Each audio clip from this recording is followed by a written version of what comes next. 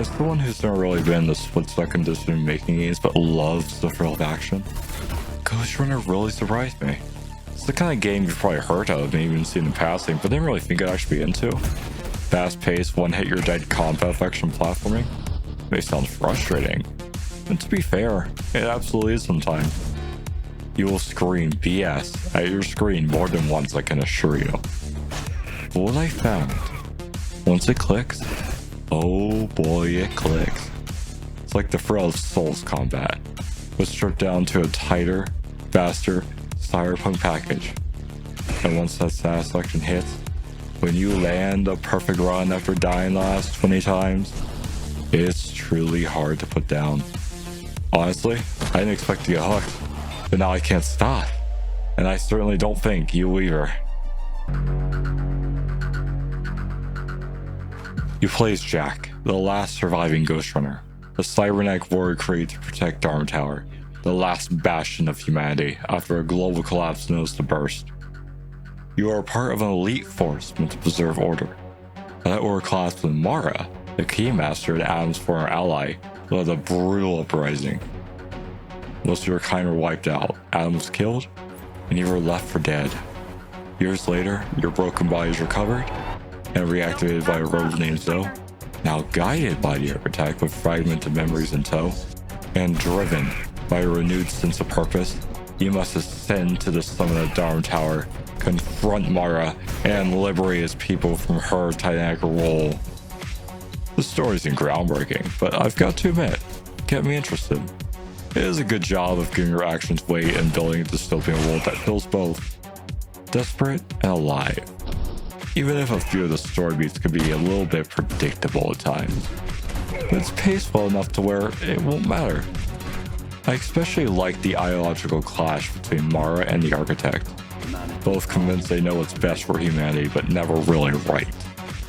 What really sells the narrative though is the game's tone, gritty, cold, and relentless. It fits the role perfectly, and made me want to keep going purely out of interest. I love the movie in Ghostrunner. It's some of the best I felt in any game I can remember. The last time I enjoyed movement this much was back in Titanfall 2. You wall run, grapple, and slide across levels in a way that feels smooth and natural. You can also dash to close the distance, even slowing down time in the process. Once you get the hang of it, it becomes second nature. The momentum you build makes every sequence feel fast, aggressive, and satisfying as you slice cleanly through enemies. You're constantly channeling moves together to stay alive and keep moving. Combat fits into that same rhythm. You die in one hit, but so do your enemies. It's all about striking first, keeping your momentum up before getting taken out. You can stop or deflect bullets, buff your abilities, or tweak how you move with upgrades. That said, most of the upgrades feel pretty minor. They're nice additions, but nothing that drastically changes how you play. Still, that cybernetic ninja flow, it works, and the style sells it. By sharp sound design combined with that awesome aggressive electronic soundtrack that enhances the impact with your kill streak, and it feels good every single time you pull it off. The upgrade system is interesting. You only have a limited amount of slots, unlocking more as you traverse up the tower. But here's the kicker. Your upgrade modules are like Tetris blocks. To achieve the best result, you must play it like a puzzle, with the empty spots contributing to how fast your focus bar charges. I'm pretty mixed on the system. I don't hate it, but a lot of the time, if I could have just flipped the blocks, I could have slotted in the upgrades I wanted. It's frustrating by design, but that friction is part of the challenge. It forces you to stop and think about what you're willing to sacrifice and what you absolutely need. You can add and remove blocks to change your build to fit your playstyle at any time, which I appreciate. There's a solid variety of modules to play with. Most of them feel essential rather than optional, but personally I stuck with a dash heavy build myself. I'll augment some of your Ghostrunner's core abilities for unlockable powers that give you a much needed edge in combat. Each one feels distinct and serves a clear purpose.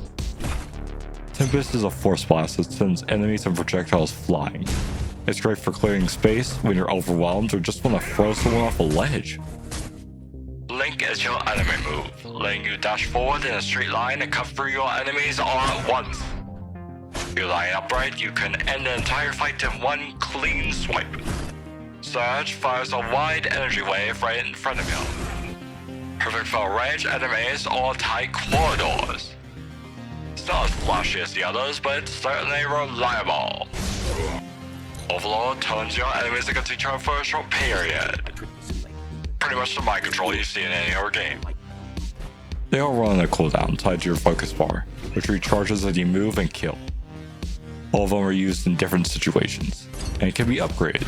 They complement the core combat well and add just enough variety without breaking the game's pace.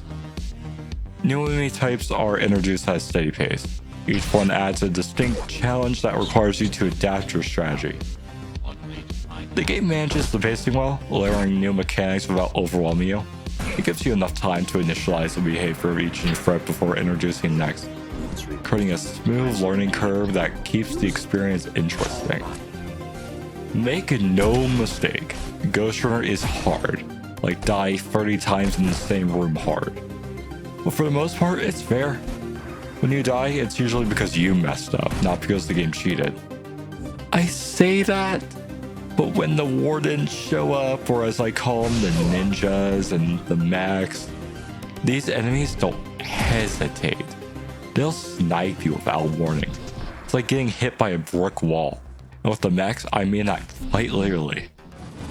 You can dive under their attacks with the right timing, sure, assuming they don't fry you first. But my real, unmatched frustration lies with the ninjas. These enemies show up and absolutely ruin your rhythm.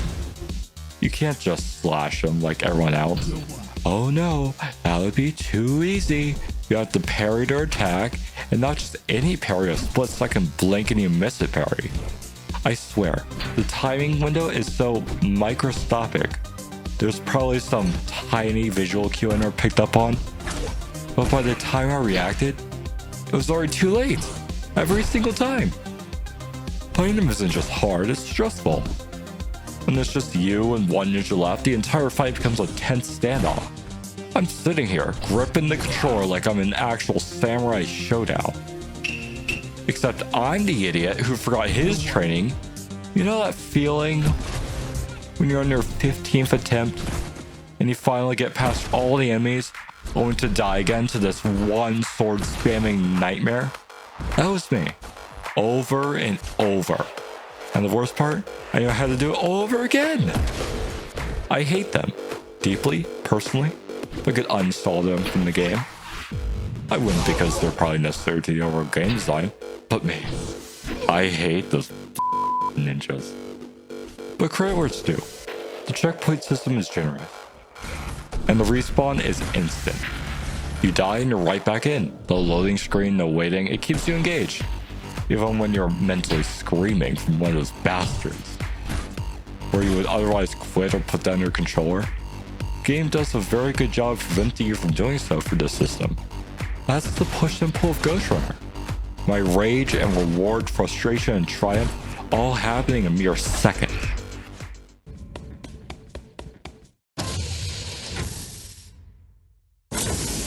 Oh, this is troublesome. Boss fights in Ghostrunner are a mix of high-speed parkour tests and mechanical pattern. There are not as many boss fights, 4 technically in total. The first boss especially feels like a full-on movement exam. His name's Tom, by the way. You're dodging lasers, wall running, sliding, and jumping through tight windows like it's a platforming final exam. It honestly caught me off guard, in a good way. I went in expecting a sword duel and came out feeling like I just passed the Speedrunner's boot camp. Later bosses lead more into direct combat or chaos management, but none of them overstayed their welcome. They're all designed around testing how well you've actually learned mechanics, not just if you can hit hard. None of the bosses felt like filler. We wish there was more of them, to be honest, and a bit more difficult with more spectacle. Checkpoints are pretty overloaded for phases, so you don't start all the way back from the beginning. They're spaced out enough that they feel like milestones in the climb for Dharma Tower. I believe, objectively, Ghostrunner has some of the best level design out there. Maybe even underrated.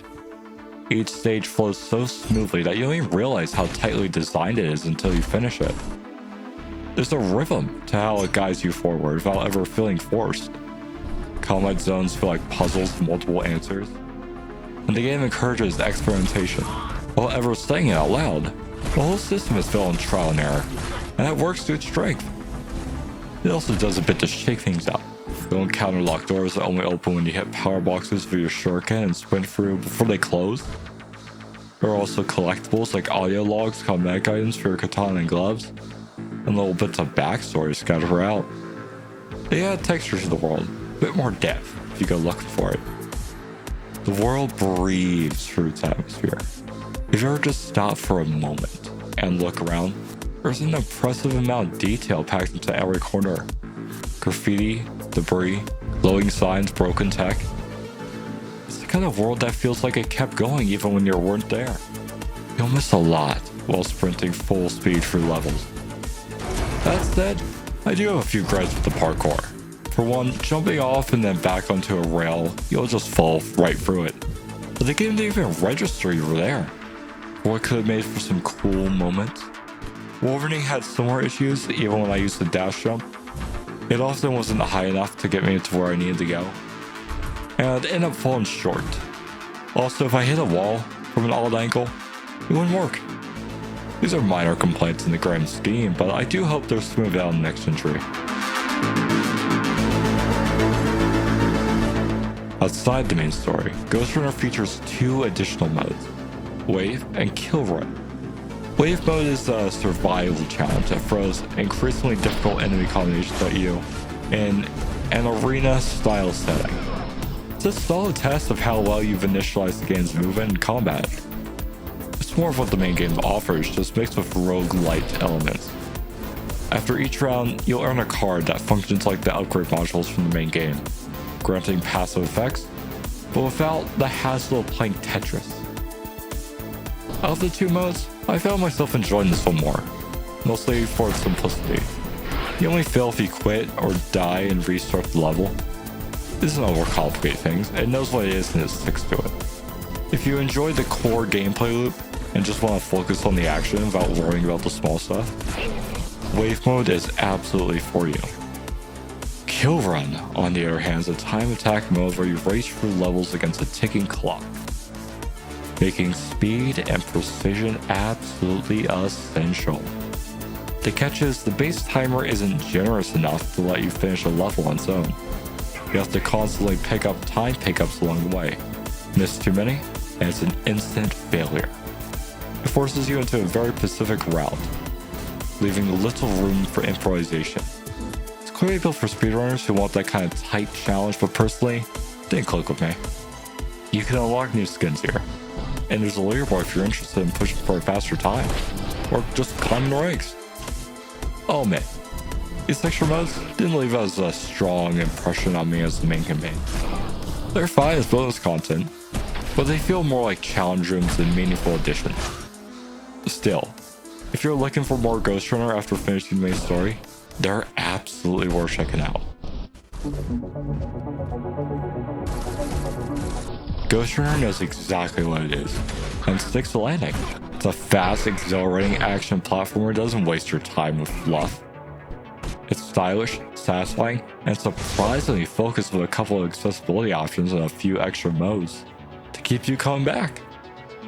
There's even a paid DLC, Project Hell, that lets you play as one of the main game's bosses in a shorter, but more combat-focused story. After beating the main campaign, you unlock a level select, and even a hardcore mode if you're feeling brave. And honestly, aside from a few, like the occasional parkour hiccup or awkward wall run, I don't have any major complaints.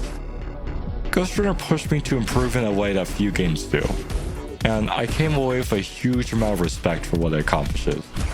It doesn't try to be more than it needs to be, and that's why it works.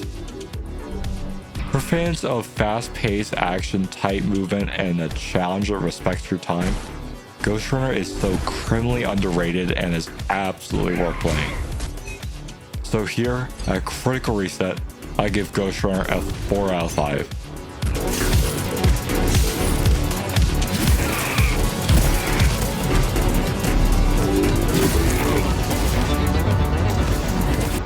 Hey, thank you for watching. I really appreciate it, and I really want to get Critical Reset off the ground. Critical Reset has been a passion project I've been wanting to do for so many years, and I'm finally glad I've gotten here. You're gonna have a good day today. And remember, stay here with Critical Reset, where every game gets a second look.